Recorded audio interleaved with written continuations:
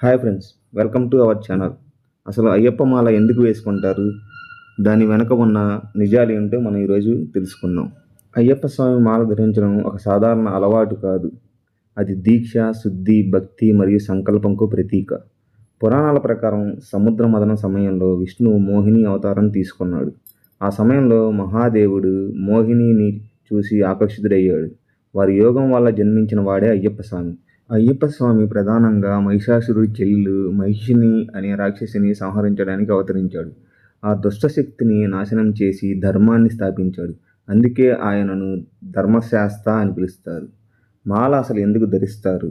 దానివల్ల కలిగే ప్రయోజనాలు ఏంటో ఇప్పుడు మనం తెలుసుకుందాం. అయ్యప్ప భక్తులు శబరిమల యాత్రకు ముందు 41 రోజుల మండల దీక్ష తీసుకుంటారు. ఈ దీక్ష ప్రారంభంలో గురుస్వామి చేత మాల ధరించాలి. మాల ధరించడం ఏంటో తెలుసుకుందాం. చెడు అలవాట్లకు వీడ్కోలు చెప్పడం, బ్రహ్మచర్యం పాటించడం, శరీర మనస్సు శుద్ధి చేయటం, భక్తితో జీవించడం, ప్రతి ఒక్కరిని స్వామి అని సంబోధించడం, అహంకారం తగ్గించుకోవడం. ఈ సమయంలో భక్తుడు నల్ల లేదా నీలి వస్త్రాలు ధరించి సాధారణ జీవితం గడుపుతాడు. రోజు పూజలు చేస్తూ స్వామియే శరణమయ్యప్ప అని జపిస్తాడు.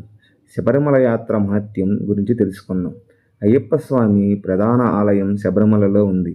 అక్కడికి వెళ్లే ముందు భక్తుడు తనలోని కామ, క్రోధ, లోభాలను జయించి ఆధ్యాత్మికంగా సిద్ధం కావాలి. అందుకే మాల ధరించి దీక్షతో ఉంటారు. మాల ధరించే సాంప్రదాయం గురించి తెలుసుకుందాం. అయ్యప్ప భక్తులు సాధారణంగా 41 రోజుల మండల దీక్ష తీసుకుంటారు. ఈ సమయంలో నల్ల లేదా నీలి వస్త్రాలు ధరిస్తారు. మాంసాహారం, మద్యం వంటివి త్యజిస్తారు. బ్రహ్మచర్యం పాటిస్తారు. ప్రతిరోజు పూజలు చేస్తారు. అయ్యప్ప మాల ధరించడం అంటే శారీర యాత్రకు ముందు మనస్సు యాత్ర చేయడం. అంటే మనలో ఉన్న లోపాలను ముందు సవరించుకొని మన మనస్సును శుద్ధి చేసుకోవడం. అది భక్తుడిని లోపల నుంచి మార్చే పవిత్ర సాధన. ఇప్పుడు అయ్యప్ప స్వామి మాలలు ఎన్ని రకాలు, వాటి పేర్ల గురించి తెలుసుకుందాం.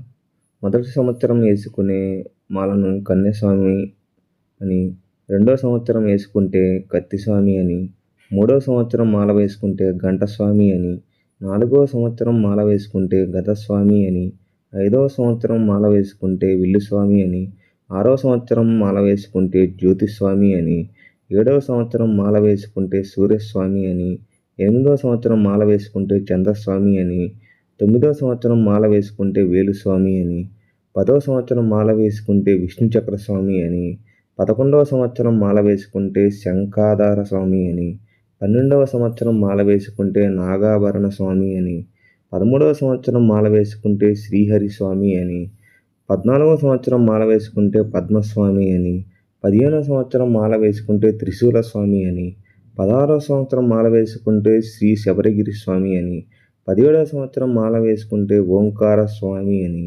18వ సంవత్సరం మాల వేసుకుంటే నారికేల స్వామి అని పిలుస్తారు. ఈ వీడియో కనుక మీకు నచ్చినట్లయితే అందరూ ఓం శ్రీ స్వామియే శరణమయ్యప్ప అని కామెంట్ చేయండి ఫ్రెండ్స్. అలాగే వీడియోని లైక్ చేసి ఛానల్ని సబ్స్క్రైబ్ చేయండి. Okay friends, thank you.